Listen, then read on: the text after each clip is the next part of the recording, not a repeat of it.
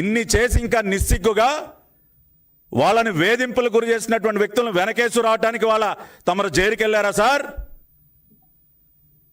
బలహీన వర్గాలు దళితులపైన దాడులు చేసి కిడ్నాపులు చేస్తున్నటువంటి వ్యక్తులకి అండగా నిలబడటానికి మీరు ఇవాళ జైలుకి వెళ్ళారా? ఇవాళ ఏం తెలియజెప్తా ఉన్నారు మీరు రాష్ట్ర ప్రజలకి? బలహీన వర్గాలపైన ఎవరు దాడి చేసినా నేను అండగా ఉంటా, దళిత బిడ్డల్ని ఎవడు కిడ్నాప్ చేసినా జగన్మోహన్ రెడ్డి అండగా నిలబడతాడన్న మెసేజ్ ఇవ్వడానికి వెళ్ళారా మీరు జైలుకి? వాళ్ళ మీరు సూటిగా జవాబు చెప్పాలి. ఏం చర్య తీసుకున్నారు మీరు? డ్రైవర్ సుబ్రహ్మణ్యాన్ని కిరాతకంగా చంపి డోర్ డెలివరీ చేసినటువంటి వ్యక్తి పైన ఏం చర్యలు తీసుకున్నారు మీరు? ఇవాళ ఏ రోజైనా ఒక బీసీ వ్యక్తి, ఒక బలహీన వర్గాలకు చెందినటువంటి వ్యక్తి కిరాతకంగా హత్యకు గురైతే ఏ రోజైనా మీరు నోరు విప్పి మాట్లాడారా? ఇవాళ అందుకనే మిమ్మల్ని పాతాళానికి దొక్కారు. ఇవాళ మీరు 11 సీట్లకి పడిపోయింది దేనికి? ఒక్కసారి మీరు ఆలోచించుకోండి. ఈ విధంగా దళిత బిడ్డలపైన, బలహీన వర్గాలపైన దాడులు చేసి కిరాతకంగా చంపి మీ ప్రభుత్వ హయాంలో వాళ్ళ ఉసురు పోసుకున్నందుకే ఇవాళ మీరు ఈ పరిస్థితికి దిగజారిపోయారు. మీకు ఎన్ని రకాలుగా, ఎన్ని విధాలుగా కడుపు మండినా సరే తెలుగుదేశం పార్టీలో ఉన్నటువంటి ప్రతి ఒక్క నాయకుడు బడుగు బలహీన వర్గాలకు అండగా నిలబడతారు. దానికోసమే నేను ఆ రోజున గన్నవరం వెళ్ళాను. ఎక్కడికి వెళ్ళాను? నేను పోలీస్ స్టేషన్కి వెళ్ళాను. దొంతో చిన్నా గారిని వెంట పెట్టుకుని ఫిర్యాదు ఇవ్వటానికి పోలీస్ స్టేషన్కి వెళ్ళాను. అంటే మీ ప్రభుత్వ హయాంలో పోలీస్ స్టేషన్కి వెళ్ళి ఫిర్యాదు ఇవ్వటం కూడా నేరమేనా? ఆ పని కూడా చేయకూడదా? ఎస్, దానికి ముందు కూడా నేను గట్టిగా ప్రశ్నించాను. వల్లభనేని వంశీ గన్నవరంలో చేస్తున్నటువంటి అరాచకాలు మా పార్టీ జాతీయ ప్రధాన కార్యదర్శి, ప్రస్తుత రాష్ట్ర కేబినెట్ మంత్రివర్యులు నారా లోకేష్ గారి పైన అతను అవాకులు చవాకులు పేలితే గన్నవరంలోకి ఎవడు అడుగు పెడతానో చూస్తా అని చెప్పి సవాళ్ళు విసిరితే ఇవాళ ఇప్పుడే మా శాసనసభ్యులు వెంకటరావు చెప్తా ఉన్నారు. ఎటువంటి నియోజకవర్గం అండి గన్నవరం నియోజకవర్గం?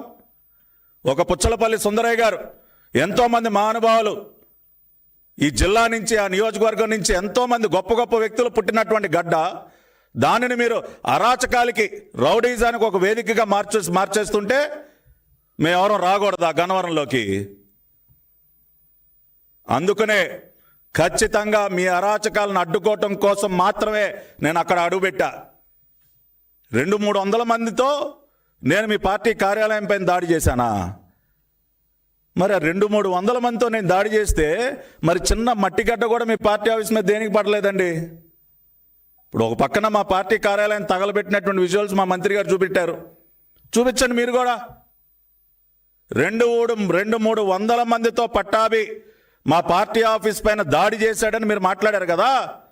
ఇవాళ మేము చూపించినట్టు విజువల్స్ చూపించండి సార్, ప్రపంచానికి చూపించండి. మేము ఒక 10-15 మంది మా బీసీ నాయకుడికి అండగా నిలబడటానికి స్టేషన్కి వెళితే దానిని వక్రీకరించి ఇడిదిప్పి పూర్తిగా మళ్ళీ పచ్చి అబద్ధాలతో మేమేదో దాడికి వెళ్ళామని, ఆ రోజున అక్కడ జరిగినటువంటి దాడి కర్రలు, రాడ్డులు, పెట్రోల్ సీసాలతో ఆ రోజు నన్ను చంపే ప్రయత్నం చేశారు.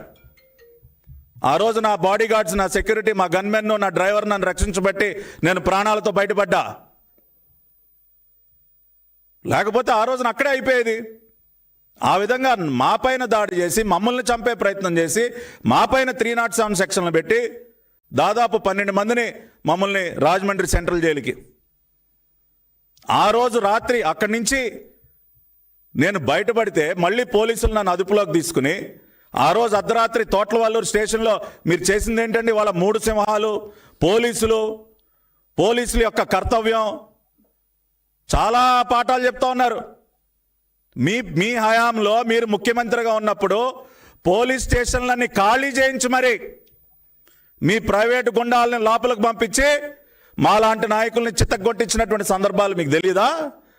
పోలీస్ స్టేషన్లనే ఖాళీ చేయించేశారు. పోలీస్ స్టేషన్లలో కరెంట్లు తీసేస్తారు. 3rd డిగ్రీ టార్చర్కి వేదికలుగా మారుస్తారు పోలీస్ స్టేషన్లని. ఇవాళ మీరు మళ్ళీ పోలీసులకు మీరు పాఠాలు చెప్తారు. మీరు అతిక్రమించినటువంటి చట్టం లేదు మిస్టర్ జగన్మోహన్ రెడ్డి. మీరు ఉల్లంఘించినటువంటి చట్టాలు లేవు. ఇవాళ కనీసం మహిళను కూడా చూడకుండా ఇవాళ ఇక్కడ ఉన్నారు కళ్యాణి గారు. ఇదే కేసులో ఏప్రిల్లో ఆవిడ ఇంటికి వెళ్ళి కనీసం ఆవిడ నేను రెడీ అయ్యే దుస్తులు మార్చుకుని వస్తానన్నా సరే వినకుండా ఆవిడ బెడ్రూమ్లోకి వెళ్ళి ఆవిడని బలవంతంగా బయటికి తీసుకొచ్చినటువంటి సంఘటన మీకు తెలీదా? ఒక మహిళ కనీస గౌరవం ఇవ్వాలన్నటువంటి ఇంగిత జ్ఞానం లేకుండా మీ ప్రభుత్వం ఆ రోజున ప్రవర్తించింది. ఇవాళ మీరు అరెస్టుల గురించి, లా అండ్ ఆర్డర్ గురించి, చట్టాల గురించి మీరు మాట్లాడతారు. కాబట్టి ఇవాళ ఒకటే నేను చెప్తా ఉన్నాను, ఆ రోజున గన్నవరం సంఘటనలో జరిగినటువంటి వాస్తవం, వంశీ గారి అరాచకాలని ప్రశ్నిస్తున్నటువంటి దొంతు చిన్నా గారి పైన జరిగినటువంటి దాడి, ఆయనకు అండగా నిలబడటం కోసం మేము ఆ రోజున పోలీస్ స్టేషన్కి వెళ్ళాం. వెళ్ళినటువంటి సందర్భంలో బలహీన వర్గానికి చెందినటువంటి నాయకుడికి అండగా నిలబడటమే నేరంగా భావించినటువంటి వంశీ, అతని సైకో మూక మా పార్టీ కార్యాలయాన్ని తగలబెట్టారు.